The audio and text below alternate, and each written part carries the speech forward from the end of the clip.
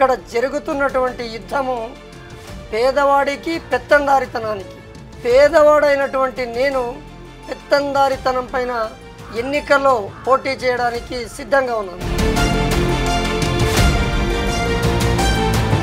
Sitting MLA Thippeswamy గారిని కాదని ticket మీకు ఇవ్వడం జరిగింది. సో అక్కడున్న బలగం కావచ్చు, అక్కడున్న కార్యకర్తలు కావచ్చు, వాళ్ళు సపోర్ట్ చేసే అవకాశాలు ఉన్నాయంటారా? ఎమ్మెల్యే దగ్గర ఉన్నటువంటి టీం ఏదైతే ఉందో పూర్తిగా 95%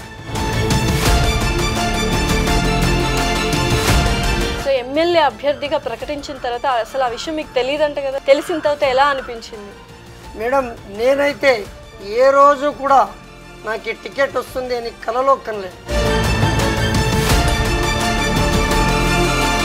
పెళ్లి కూడా వద్దనుకొని ప్రజాసేవలో నిమగ్నమయ్యారు. అవును మేడం. కారణం ఏంటో తెలుసుకోవచ్చు?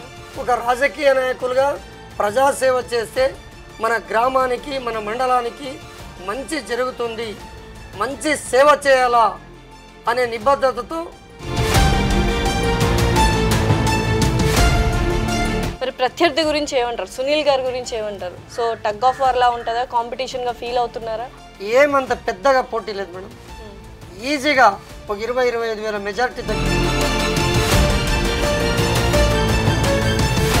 సో చాలామంది ఏంటంటే వైనాట్ 175 అనేది రాంగ్, వాళ్ళు ఓడిపోతారన్న భయంతో వైనాట్ 175 అని అంటున్నారు.